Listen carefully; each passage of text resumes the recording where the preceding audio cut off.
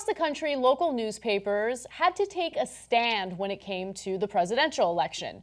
In areas that typically lean right-wing, some local papers decided that they would endorse Hillary Clinton, something that their papers had never done in the history of the paper being published. One example of that was the News Eagle in Enid, Oklahoma, a very, very conservative small town with about 10,000 people in it. Now, during the election, during the primaries to be specific, they decided to endorse Marco Rubio. Now, as we all know, Marco Rubio didn't win the nomination, and once Trump did, they had to think long and hard about what they would do, and then in October of this year, they finally decided that they just could not endorse Donald Trump because of his lack of experience. So the editorial board, in a gray shaded column on page A4 on October 9th, wrote that Donald J. Trump lacked the skills, experience, or temperament to hold office. The headline and subhead read, "For U.S. President, Hillary Clinton is our choice for Commander-in-Chief." Now, that headline actually came with a lot of consequences. People lost their minds. In fact, it's a small town, again, 10,000 people. More than 160 individuals canceled their subscription because of that reason alone. Okay? Keep in mind, this is a column. It's an editorial piece. It's just the editorial board sharing their opinion on the election, but people didn't want to hear it. More importantly, 11 advertisers pulled their ads because you might be able to survive 162 people canceling their subscriptions. I'm not sure that if you're a local paper in a town of 10,000 people, you're going to survive 11 advertisers pulling out.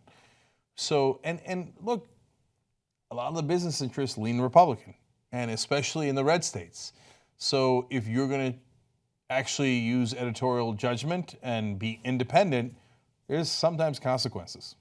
Yeah, of course, there's consequences. But what I find really interesting is in this day and age where you have the right wing specifically arguing against so-called political correctness, where they want a society where people share their opinion freely, they speak their mind openly.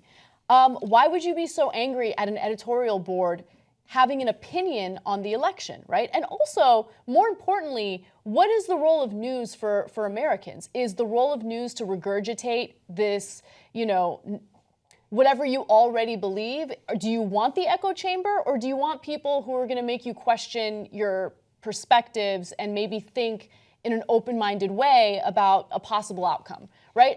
It's interesting to me because I feel like the group of people who claim they want one thing actually want the exact opposite. It's almost as if they're demanding on political correctness from this paper, saying the politically correct position in Oklahoma is Trump. So get in line and toe that position. If you don't, you're going to have consequences. Go ahead. Yeah. By the way, this editorial, lit it up for Enid News Eagle. It was viewed 20,000 times. Look, this video alone will be viewed probably at least 5 times that amount. So this is cute. It's a little small thing, but it's not cute to them. It's not cute to them because this is their world, right? And so they're dealing with death threats. The editor of the paper has to deal with people coming up to him as he's eating out with family, and they threaten him. He almost got into fisticuffs. He almost got into a fist fight with some guy who was upset at what the editorial board put out there. It's insane. Okay, and look, the reason why this seemingly small story spoke volumes to me is because I feel the pain, right? And it's not just the right wing. I want to be clear about that. I think that it's the right wing when it comes to the issue of political correctness and how they claim they're against it, but in reality, they don't want anyone to share opinions that go against their own.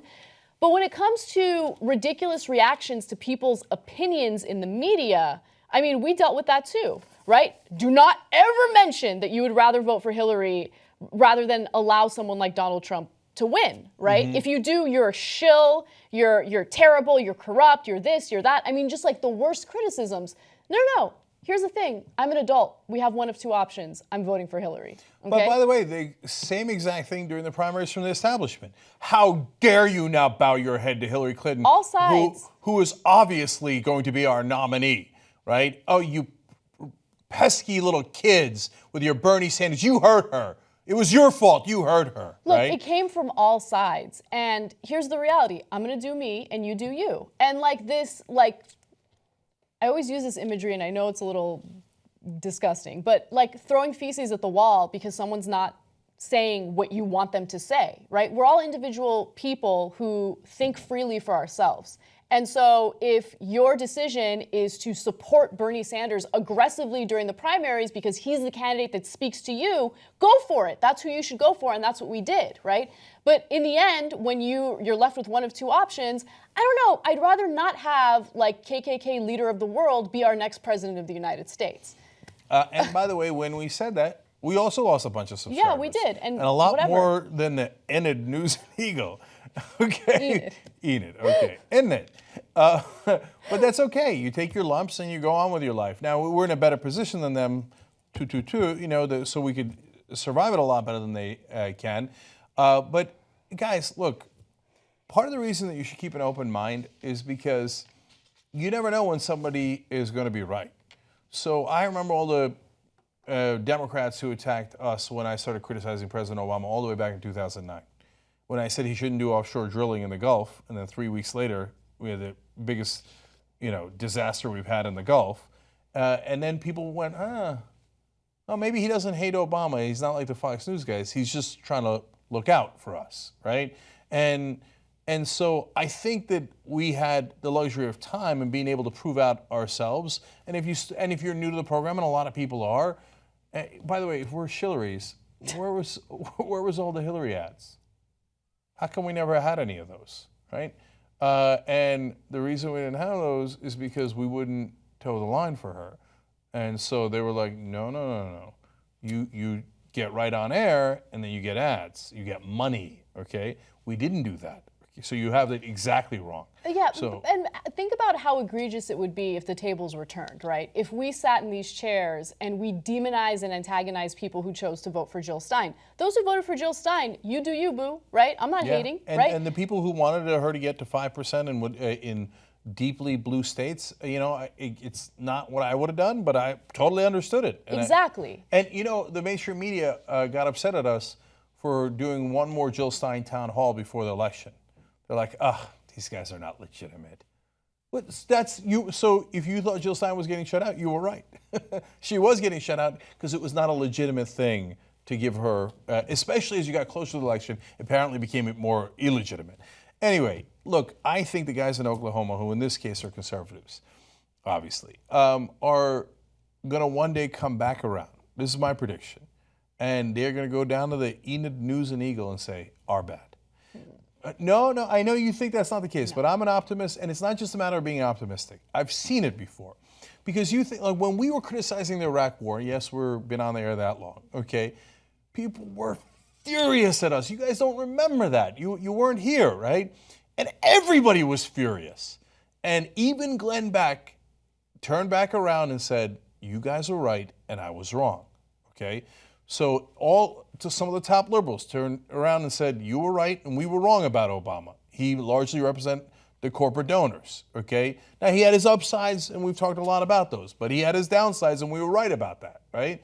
So I think that even for conservatives, those papers, all these conservative papers that have never endorsed Democrats before, Dallas Morning News, Fort Worth Star, Telegram, Arizona Republic hadn't endorsed a Democrat in its 126-year history, right? They endorsed Clinton, not because they liked Clinton, but because they couldn't stand Trump because he was unqualified. They're going to turn out to be right. And at some point, some of those viewers and readers are going to turn around and go, maybe being smart and educated and actually knowing the news is not such a bad thing.